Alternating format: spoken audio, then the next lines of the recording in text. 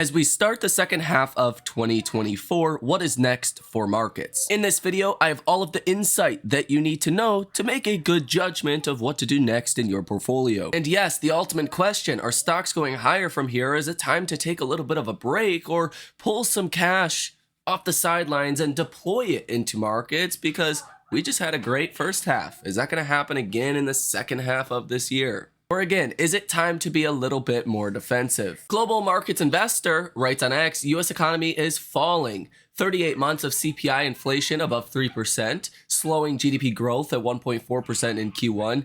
Jobs overstated in 2023 by 730,000, $2 trillion worth of deficits, 34.8 trillion in national debt, which is a new record, and 1.5 million Americans lost a job in 6 months. You also have this post from Game of Trades that I think you need to see. A major economic indicator just signaled a significant slowdown in U.S. economic activity. This indicator, called the ISM New Orders Index, has plunged down to the lowest level in over a year. That what looked like the beginning of an economic recovery in 2023 seems like it's making a 180-degree turn with potentially significant downside momentum, something that's typically only seen during actual economic downturns like 2008 and 2001. In fact, 50% of Americans today believe that the US is already in a recession, with many news outlets being quick to call them misinformed. And it's true that when we look at the stock market, the S&P 500 index has been soaring higher over the last 2 years, consistently making new all-time highs. But maybe this new data point that we just got is actually going to prove Americans right, that the US economy is actually on the edge of a recession today. Let's try to make sense of this very weird situation that's going on, with economic indicators like the ISM showing the US is heading into a downturn, but the stock market showing us something completely different, and with Americans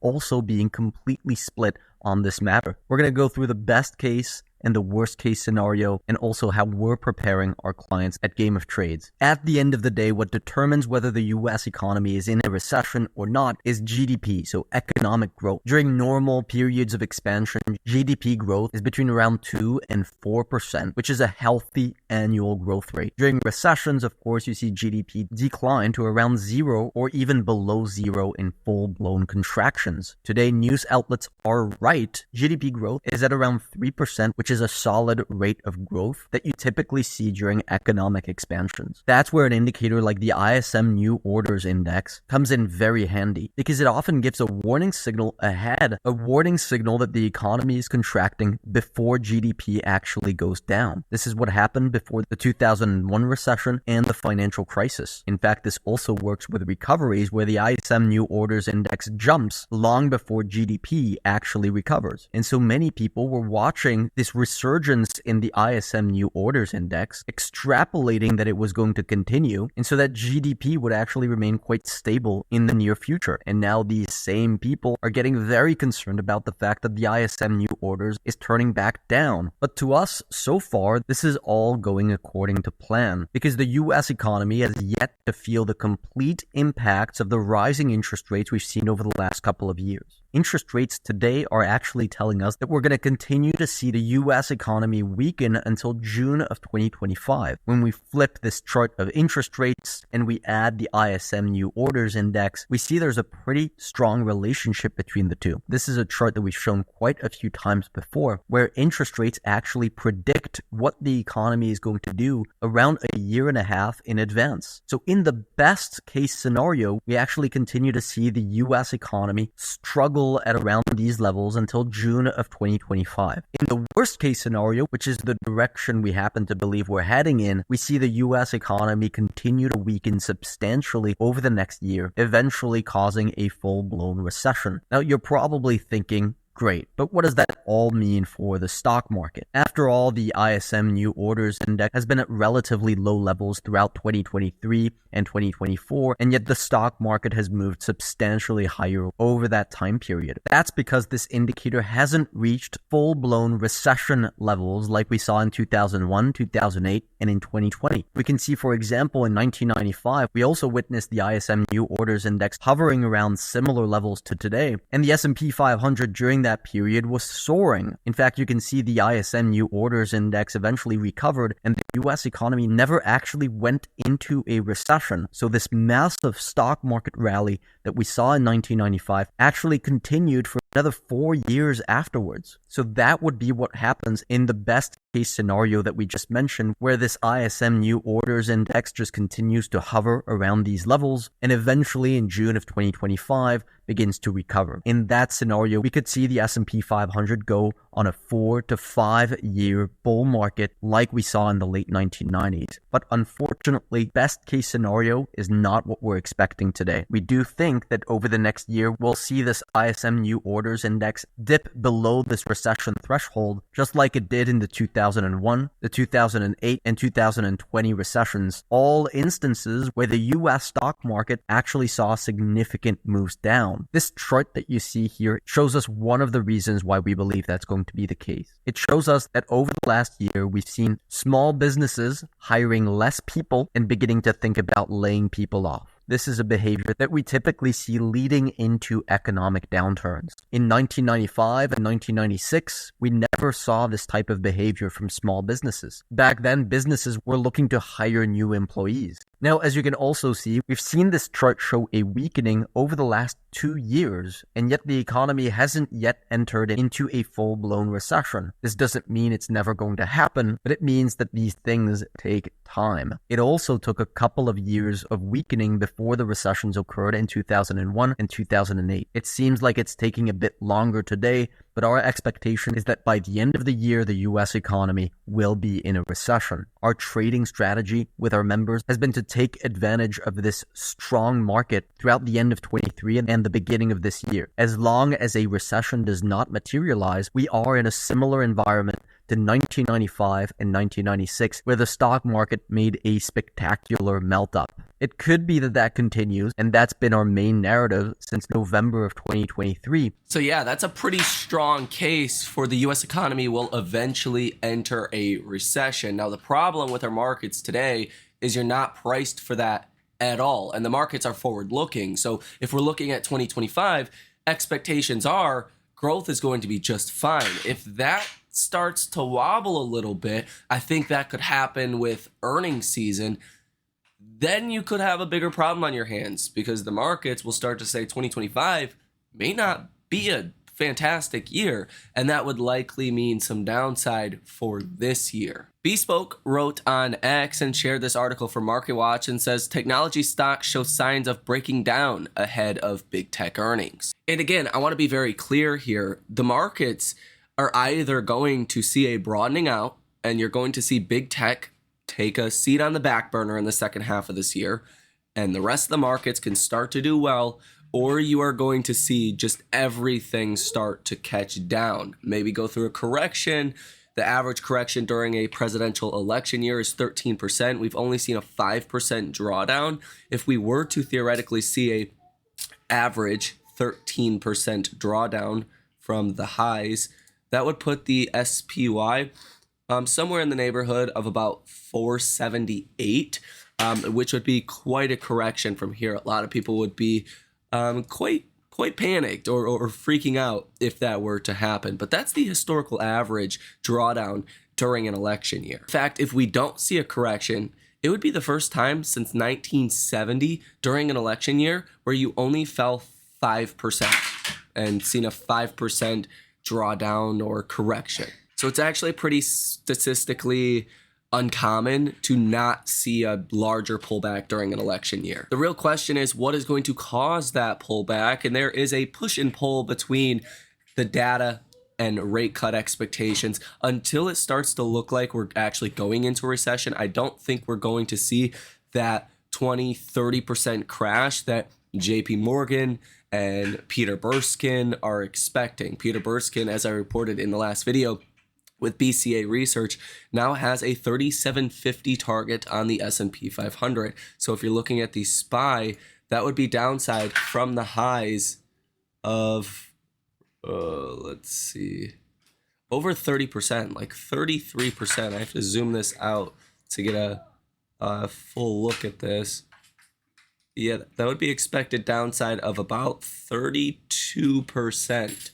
And JP Morgan's price target by the end of this year is 420 on the SPY, which in all reality would take you back to where you were in October, November of 2023. So we've rallied a lot. It would only take us back like, 7 months or so, which is 7-8 months, which is kind of crazy to think, but that would be downside of about 24% from here. And both of those estimates or predictions from BCA Research and JP Morgan do imply a recession or severe weakening in the economy by the end of this year. But I do think a simple correction of 10 to 15, maybe 20% could happen just because earnings do not impress investors, especially at your big tech names like an Apple that has recently went up hundreds of billions of dollars in market cap for what I can see no good reason. There's right now, we have to be honest, unless you're like ChatGPT or something,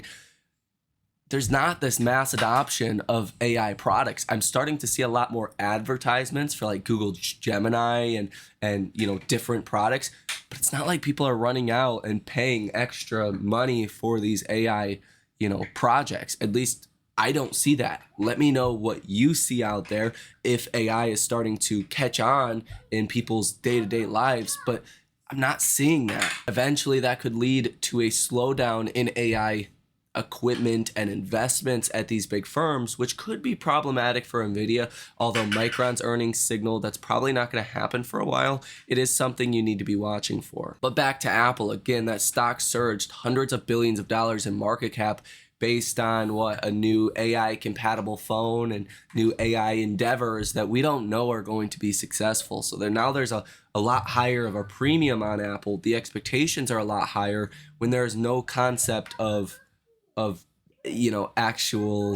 actually being able to sell more or sell higher, phone prices because of these AI new features. Wedbush analyst Dan Ives just said, quote, "We believe the NASDAQ has another strong second half ahead as tech stocks will be up 15% the rest of 2024. In our view, with tech fundamentals set to accelerate as AI use cases expand.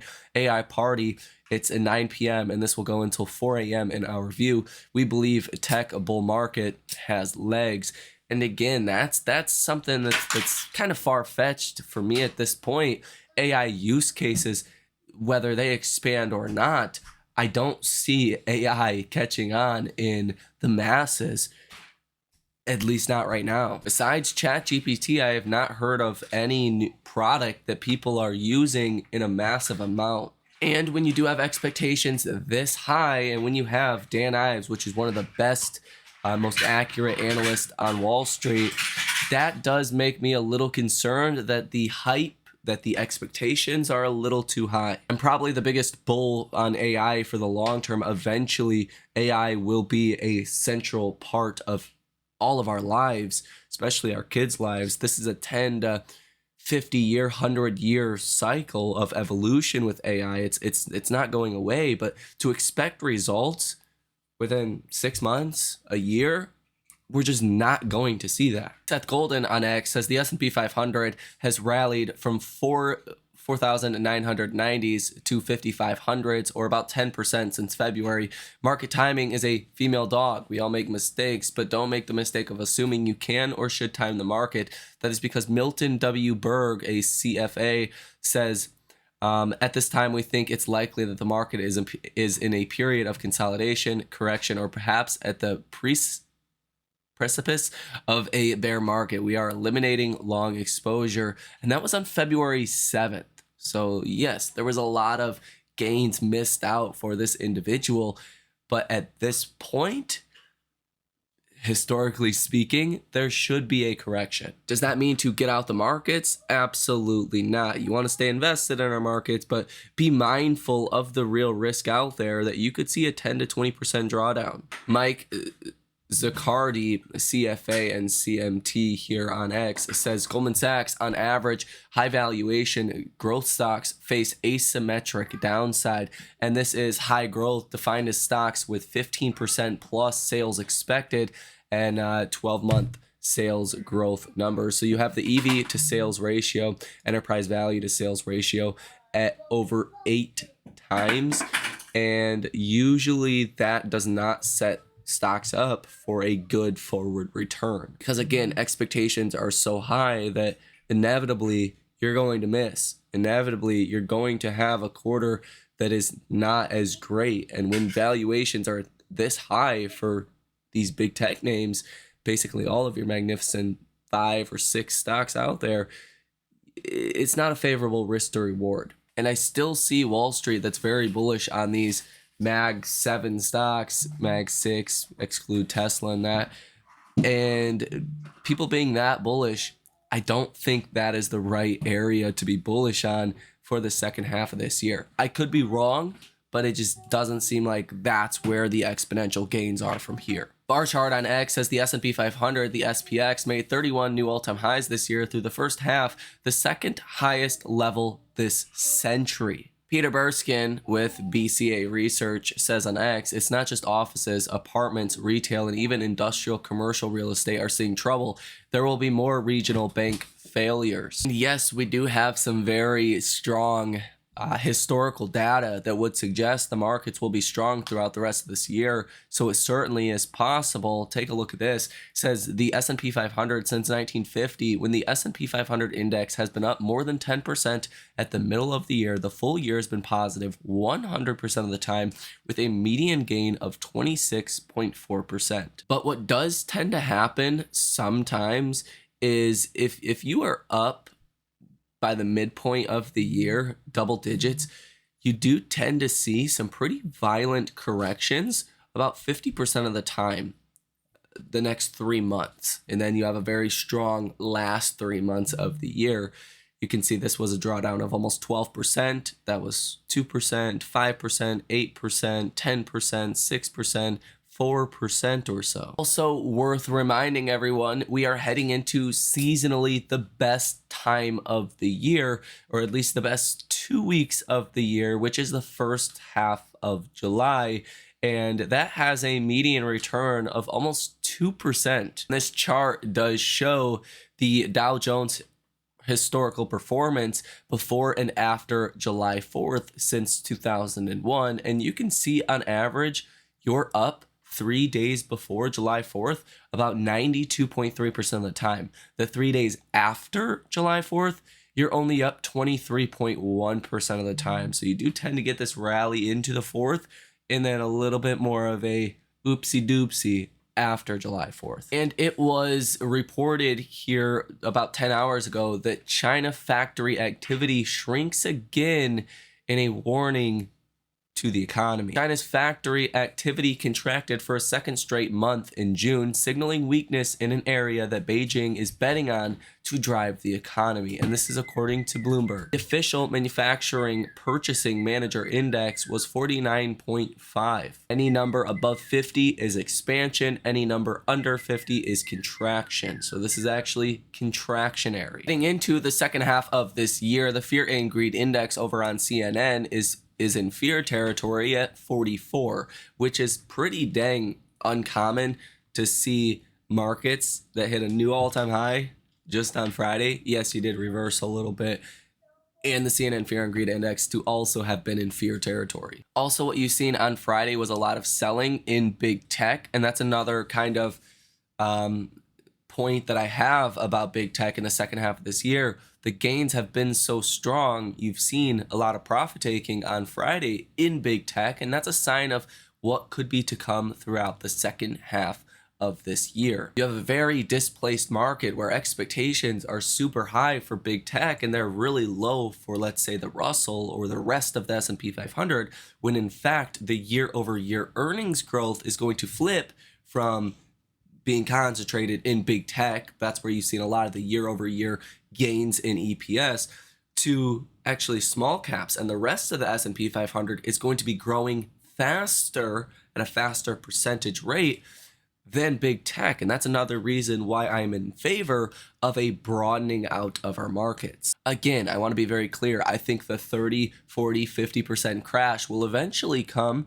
when it looks like we're going into a recession. That's likely when the Fed starts to cut rates. On average, when the Fed cuts rates, markets fall over 20%. That's when you expect the big crash. the economic data that we get is so lagged, it's so behind that it could be many months before we get any kind of large crash. It could be a year or maybe more before we get a large crash. But I think between now and that large crash, you could even see a correction from profit taking in big tech and just a rotation into other areas, since big tech has such a large concentration of the market cap weighting in the S&P and the NASDAQ. So in other words, if you're bullish on markets today, I think you almost have to be bullish on the broadening out aspect of our market. So just to conclude this video, yes, I do think it's a great time to take some profits on your Mag 6 or Mag 5 stocks if you do have a lot of profits in those areas. I think you're set up for a short-term disappointment. Clearly, in the long run, those companies will likely do just fine, but are they going to double from here anytime soon? Probably not. Could small caps double from here? Relatively easy. Could the rest of the S&P 500, the equal weight S&P 500, do well here compared to the S&P itself?